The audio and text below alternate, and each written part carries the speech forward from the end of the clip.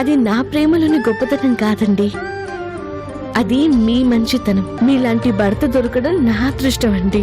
ఈ పూజ గురించి 10 మంది గొప్పగా చెప్పుకునేంతగా జరిపించే బాధ్యత నాది.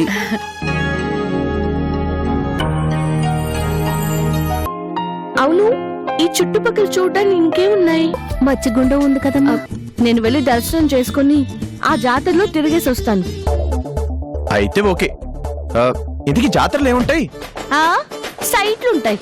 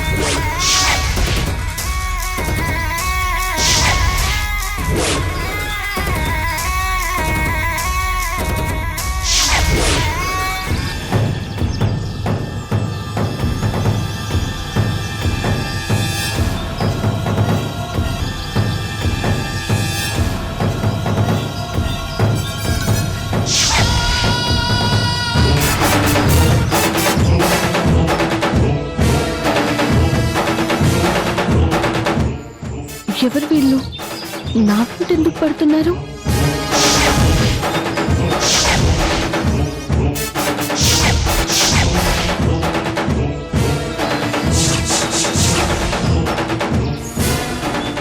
వదో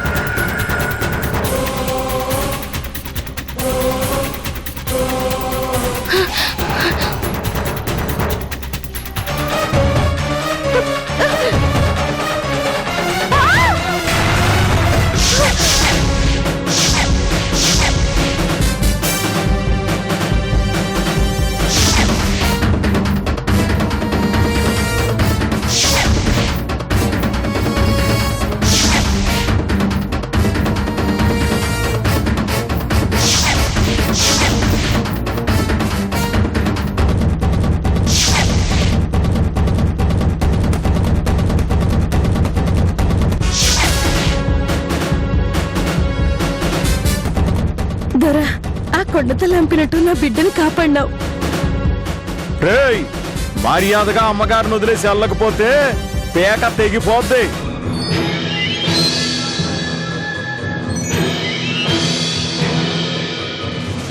ఒగ్గేసి వెళ్ళిపోతారా లేక చచ్చిపోతారా?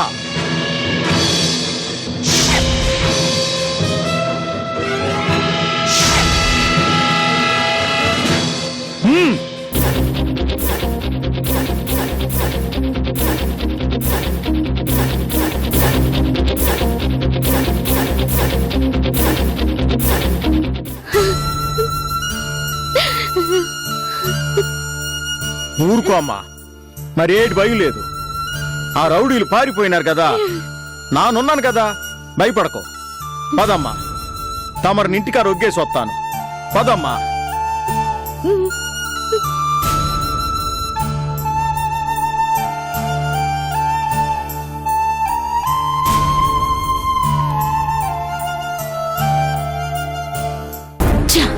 టార్గెట్ మిస్ అయింది. అనుకోకుండా ఎవరో కోయ మనిషి అడ్డు తగిలాడట, అందుకే కోయవాడు అడ్డుపడ్డాడు. దారిన పోయే కోతి రాయి విసిరింది. ఇలాంటి పనికి మాలిన కబుర్లు నాకు చెప్పొద్దు శివ.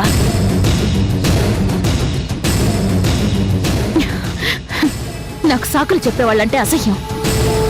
నాకు కావాల్సింది సాకులు కాదు, పని పూర్తి కావాలి. నేను చెప్పిన పని పూర్తి చేయాలి. తప్పకుండా పూర్తి చేస్తాను భార్గవి, నా మాట నమ్ము. నువ్వు సమర్థుడివే అని నమ్మాను.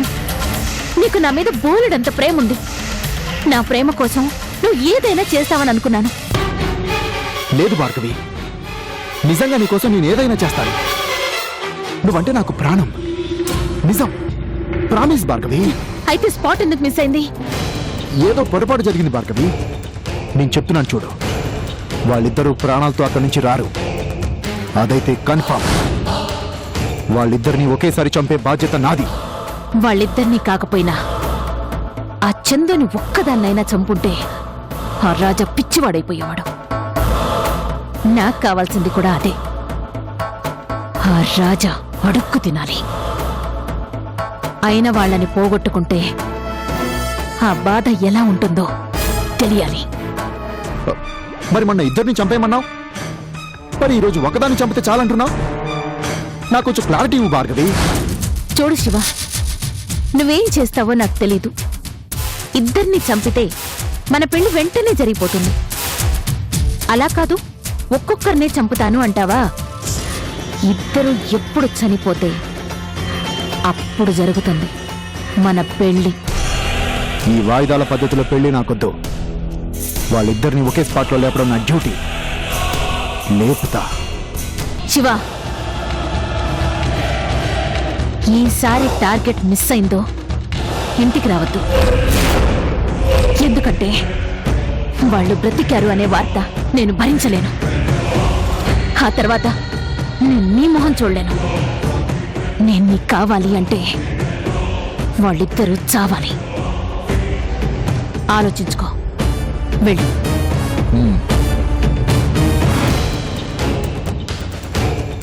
రాజా, నన్ను జైలు పాలు చేస్తావు కదూ, అందుకే నీ లైఫ్కి స్పాట్ పెట్టా. బలి కావడానికి సిద్ధంగా ఉండు.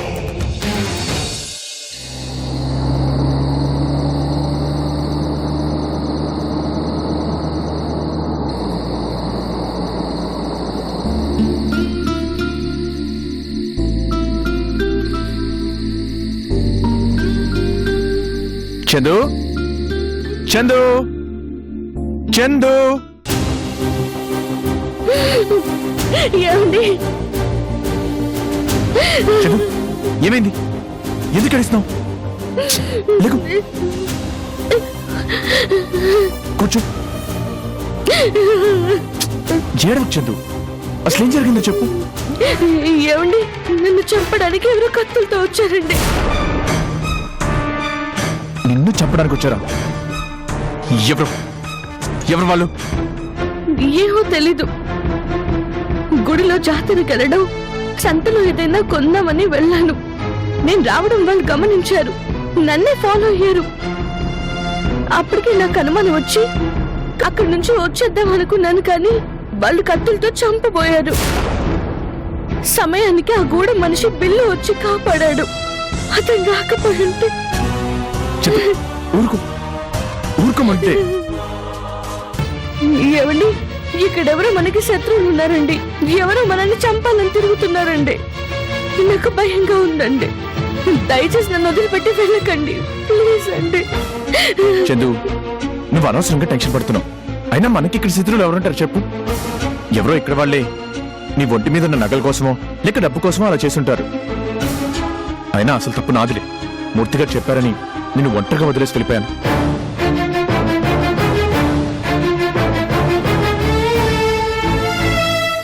ఇంక నుంచి నిన్ను వదిలిపెట్టి నేను ఎక్కడికి వెళ్ళను. నువ్వేం భయపడుకో. నీకేం ప్రాబ్లం లేకుండా నేను చూసుకుంటాను. ఏమోనండి, వాళ్ళని చూడగానే నాకు చాలా భయం వేసింది. వాళ్ళు నన్ను చంపేస్తారేమోనని భయం వేసింది. మళ్ళీ మిమ్మల్ని చూడగలను లేదు అనే ఆలోచనతో. చందు, చందు ఏమైంది?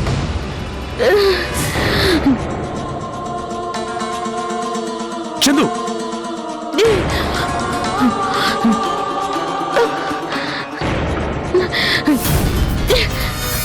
ఏమేం చందు? చందు,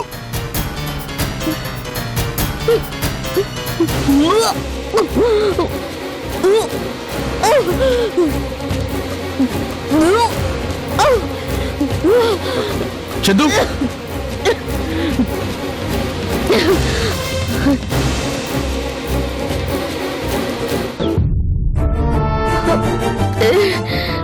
చందు ఏమైంది? ఇలా రా, కూర్చో.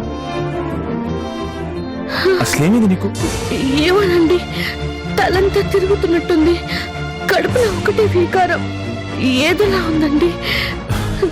ఇందాక దాకా టెన్షన్ పడ్డావు కదా, అందుకే బీపీ డౌన్ అయి ఉంటుంది. ఒక నిమిషం ఉండు.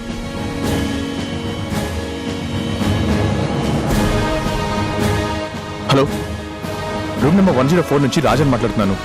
నా మిస్సెస్కి కొంచెం హెల్త్ బాగాలేదు, వెంటనే డాక్టర్ పంపిస్తారా? Okay, thank you. చందు, నువ్వేం కంగారు పడకు. డాక్టర్ గారు వస్తున్నారు. ఈలోపు నువ్వు రెస్ట్ తీసుకో.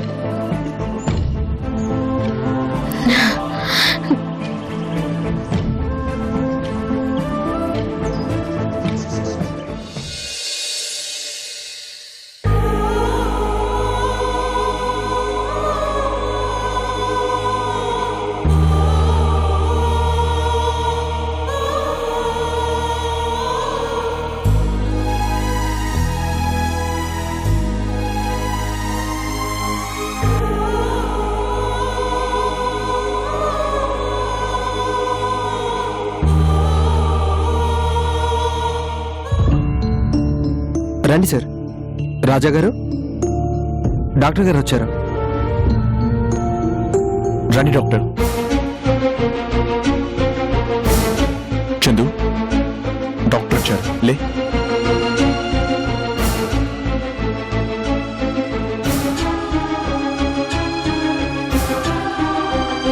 ఏమైందమ్మా? కళ్ళు తిరుగుతున్నాయి డాక్టర్ గారు. కడుపులో అంతా తిప్పినట్టు అనిపిస్తుంది. ఒక్కసారి చెయ్యివ్వండి.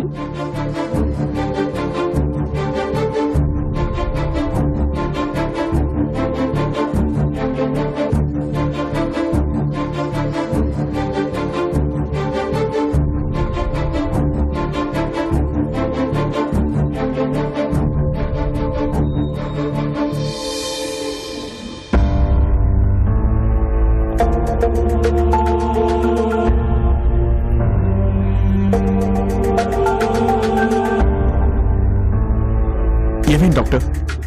Nothing to worry. ఇది చాలా సంతోషించాల్సిన విషయమే, భయపడాల్సింది ఏమీ లేదు. She is pregnant.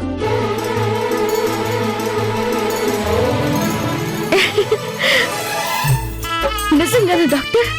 అవునమ్మా, నువ్వు తల్లివి కాబోతున్నావు.